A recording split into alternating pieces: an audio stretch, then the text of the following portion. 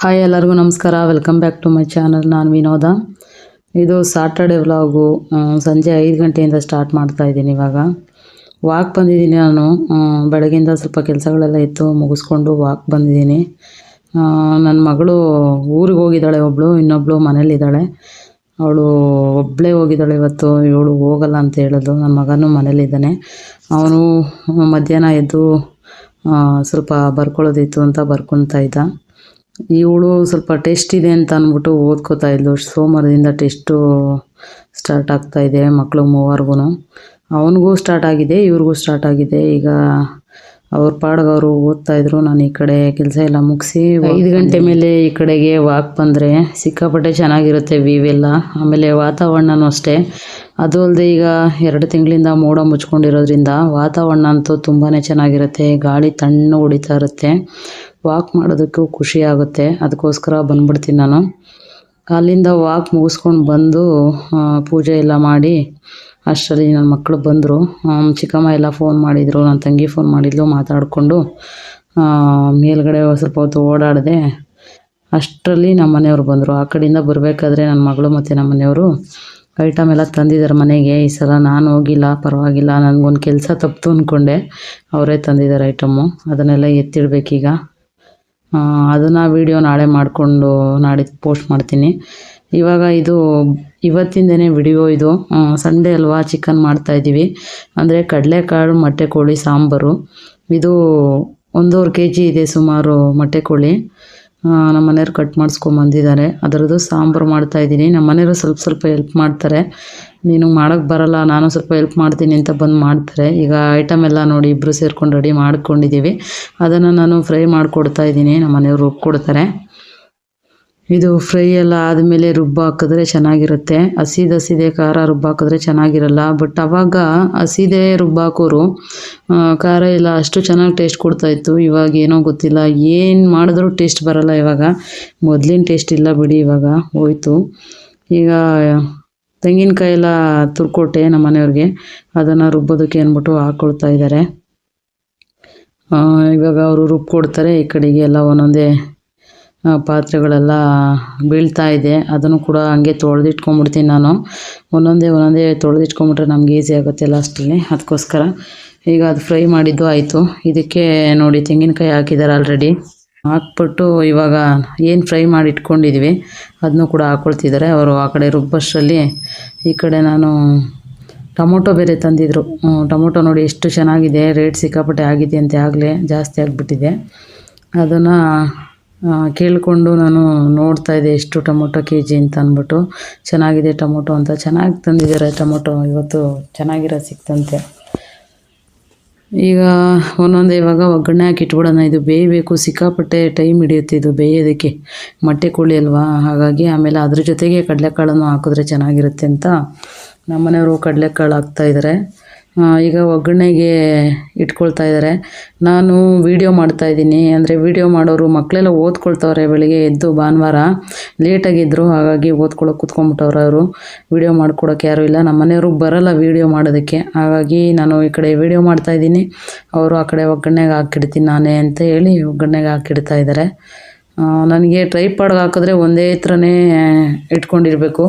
ಅದಕ್ಕೋಸ್ಕರ ವೀಡಿಯೋ ಸರಿಗೆ ಬರಲ್ಲ ಅಂತ ಅಂದ್ಬಿಟ್ಟು ನೀನು ವೀಡಿಯೋ ಮಾಡ್ಕೊ, ನಾನು ಮಾಡ್ತೀನಿ ಅಂತ ಹೇಳಿ ಅವರೇ ಒಗ್ಗರಣೆಗೆಲ್ಲ ಇಡ್ತಾ ಇದ್ದಾರೆ.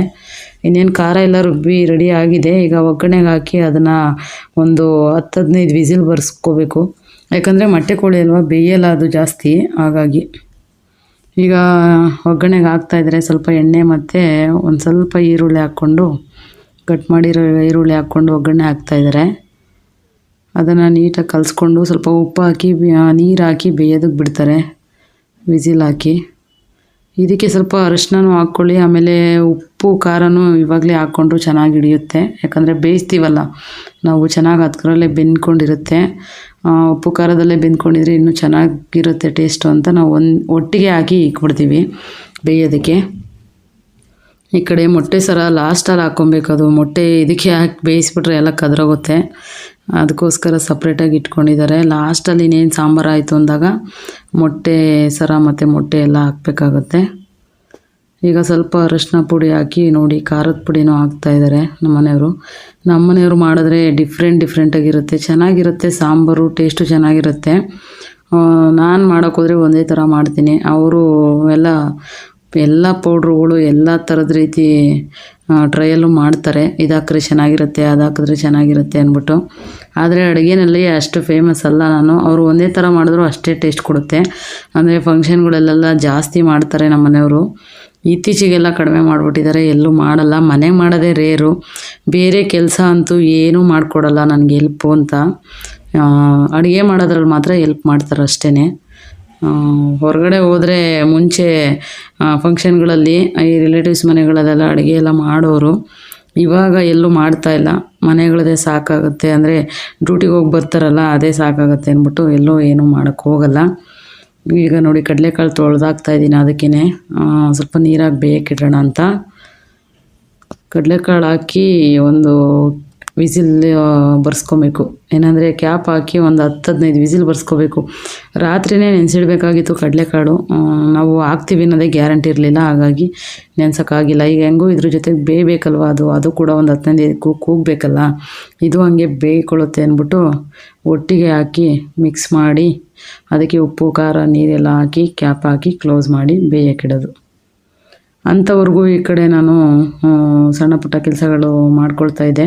ನನ್ನ ಮಗಂದು ಯೂನಿಫಾರ್ಮ್ ಬೇರೆ ಒಗೆಯೋದಿತ್ತು, ಅದು ಕೂಡ ಒಗೆದೆ. ಆಮೇಲೆ ಅದನ್ನು ತಗೊಂಡೋಗಿ ಒಣಗಾಕ್ಬಿಟ್ಟು ಬಂದು ಆಮೇಲೆ ಮೇಲೆ ಬಟ್ಟೆ ಒಣಗಾಕಿರೋದು ಬೇರೆ ಇತ್ತು, ಅದು ಕೂಡ ತೊಗೊಂಬಂದು ಕೆಳಗೆ ಹಾಕಿದೆ. ಆಮೇಲೆ ನನ್ನ ಮಗಳು ಬಾನು ಎತ್ತಿ ಮಡಚಿಟ್ಟಿದ್ದಾಳೆ, ಅದನ್ನು ಇನ್ನೂ ಎತ್ತಿಟ್ಟಿಲ್ಲ, ಅದನ್ನು ಎತ್ತಿಡಬೇಕು. ಈಗ ನೋಡಿ ಬೇಯಕ್ಕಿಡ್ತಾ ಇದ್ದಾರೆ. ಭಾನುವಾರ ಬಂತು ಅಂದರೆ ನಮ್ಮ ಮನೇಲಿ ಫ್ರೀ ಬೋರ್ಡ್ ಆಗ್ಬಿಡ್ತಾರೆ ಎಲ್ಲ. ಯಾಕಂದರೆ ದಿನ ಇದ್ದಷ್ಟು ಕೆಲಸ ಇರಲ್ಲ.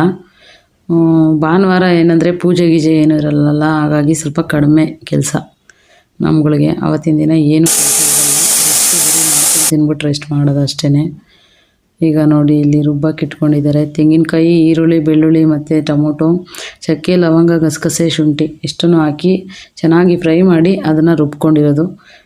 ಸೌತೆಕಾಯಿ ತಂದಿರೋದು ಹಂಗೆ ಇತ್ತು, ಅದನ್ನು ಕಟ್ ಮಾಡ್ತೀನಿ ಅಂದ್ಬಿಟ್ಟು ಸೈಡ್ಸ್ಗಾಗುತ್ತೆ ಕಟ್ ಮಾಡ್ತೀನಿ ಅಂದ್ಬಿಟ್ಟು ಕಟ್ ಮಾಡ್ತಿದ್ರು ನಮ್ಮ ಮನೇಲಿ. ಇವ್ರಿಗೆ ಸೌತೆಕಾಯಿ ಈರುಳ್ಳಿ ಇರಬೇಕು. ಚಿಕನ್ ತಿನ್ನಬೇಕಾದ್ರೆ, ಮಟನ್ ತಿನ್ನಬೇಕಾದ್ರೆ ಬೇಕೇ ಬೇಕು ಅನ್ನೋದೇನಿಲ್ಲ, ಆದರೂ ಇದ್ದರೆ ಮಾತ್ರ ಮಿಸ್ ಇಲ್ಲ, ತಿಂತಾರೆ. ಸೌತೆಕಾಯಿ ಮತ್ತು ಈರುಳ್ಳಿ, ನಿಂಬೆಹಣ್ಣಿನ ಅಷ್ಟಕ್ಕಷ್ಟೇ. ಸೌತೆಕಾಯಿ ಈರುಳ್ಳಿ 2 ತಿಂತಾರೆ ಅಷ್ಟೇ, ನಮಗೆ ಯಾರಿಗೂ ಇಷ್ಟ ಇಲ್ಲ. ಆದರೂ ಇತ್ತೀಚೆಗೆ ನಾನು ಈರುಳ್ಳಿ ತಿಂತೀನಿ ಸ್ವಲ್ಪ ಅಷ್ಟೇ. ಸೌತೆಕಾಯಿ ಅಷ್ಟಕ್ಕಷ್ಟೇ, ಏನು ನಂಗೆ ಅಷ್ಟೊಂದು ಇಷ್ಟಪಡಲ್ಲ ಸೌತೆಕಾಯಿ. ಅದು ತಂಪು, ತಿನ್ನಬೇಕು ಅಂತಾರೆ, ಬಾಡಿಗೆ ಒಳ್ಳೆಯದು. ಬಾಡಿ ಯಾವಾಗಲೂ ತಂಪಾಗಿರಿಸುತ್ತೆ, ಡಿಹೈಡ್ರೇಟ್ ಆಗಲ್ಲ ಅನ್ನೋದಕ್ಕೋಸ್ಕರ ಆ ಸೌತೆಕಾಯಿ ತಿಂತಾರೆ. ನಾನು ಅದೇನೋ ನನಗೆ ಮಕ್ಕಳಿಗೆ ಇಷ್ಟ ಆಗಲ್ಲ.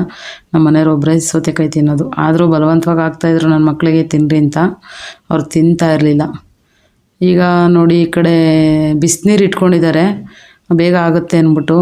ಈ ಕಡೆ ಬೆಂದಿದೆ ಅಂದ್ಬಿಟ್ಟು ತೆಗೆದ್ಬಿಟ್ಟು ಕ್ಯಾಪು ಬಿಸಿನೀರೆಲ್ಲ ಹಾಕಿ ಕನ್ಸಿಸ್ಟೆನ್ಸಿ ನೋಡಿ ನೀರು ಹಾಕ್ಕೊಳ್ತಾ ಇದ್ದಾರೆ. ನೋಡಿ ಉಪ್ಪು ಖಾರ ಎಲ್ಲ ಇವಾಗಲೇ ಚೆಕ್ ಮಾಡಿ ಅದನ್ನು ಬೇಯೋದಕ್ಕೆ ಬಿಡ್ತಾರೆ. ಇದು ಇನ್ನೂ 1-2 ಕೂಗಿಸ್ಕೊಬೇಕಾಗಿತ್ತು, ಅಂದರೆ ವಿಸಿಲ್ ಬರ್ಸ್ಕೋಬೇಕಾಗಿತ್ತು. ಅದು ಹಿಂದೆನೇ ತೆಗೆದುಬಿಟ್ಟಿದ್ದಾರೆ ನಮ್ಮ ಮನೆಯವರು, ಬೆಂದಿರುತ್ತೆ ಅಂತ.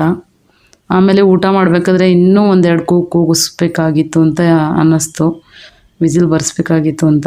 ಈಗ ನೋಡಿ ಕನ್ಸಿಸ್ಟೆನ್ಸಿ ನೋಡಿ ನೀರು ಹಾಕ್ಕೊಂಡು ಬೇಯಕ್ಕಿಡ್ತಾರೆ. ಬಿಸಿನೀರು ಆಲ್ರೆಡಿ ಇಟ್ಕೊಂಡ್ಬಿಟ್ಟಿದ್ದಾರೆ, ಯಾಕಂದರೆ ಮುದ್ದೆಗೂ ಇಡಬೇಕಲ್ಲ, ಮುದ್ದೆಗೂ ಬೇಕು, ಅದಕ್ಕೋಸ್ಕರ ಬಿಸಿನೀರು ಆಲ್ರೆಡಿ ಇಟ್ಟಿದ್ದಾರೆ.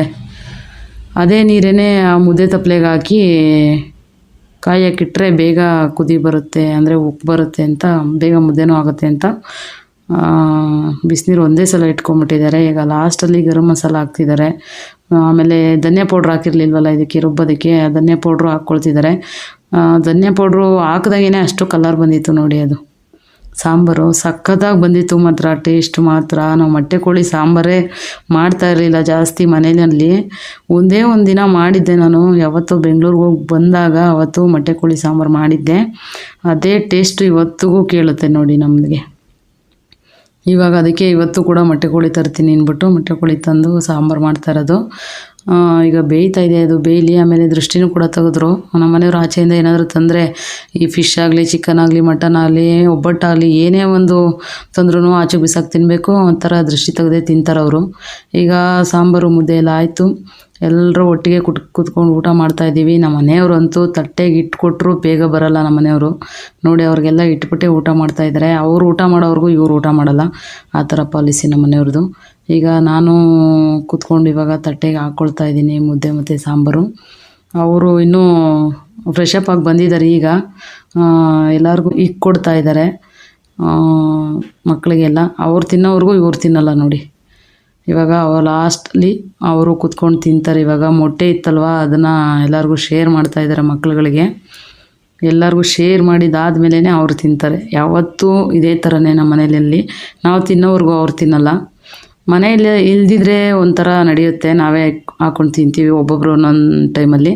ಇವರಿದ್ರೆ ಮಾತ್ರ ಎಲ್ಲ ಒಟ್ಟಿಗೆ ತಿನ್ನಬೇಕು ನಮ್ಮ ಮನೆಯಲ್ಲಿ, ಆ ಥರ ಪಾಲಿಸಿ. ಅದಕ್ಕೋಸ್ಕರ ಎಲ್ಲರಿಗೂ ಊಟ ಕೊಟ್ಬಿಟ್ಟು ತಿನ್ನೋವರೆಗೂ ಅವರು ಕಾಯ್ತಾ ಇರ್ತಾರೆ. ಅವ್ರು ಬರೋದೇ ಲೇಟು. ಈ ವಿಡಿಯೋ ಇಷ್ಟ ಆದರೆ ಲೈಕ್, ಶೇರ್, ಕಮೆಂಟ್, ಸಬ್ಸ್ಕ್ರೈಬ್ ಮಾಡೋದನ್ನು ಮರಿಬೇಡಿ. Thank you.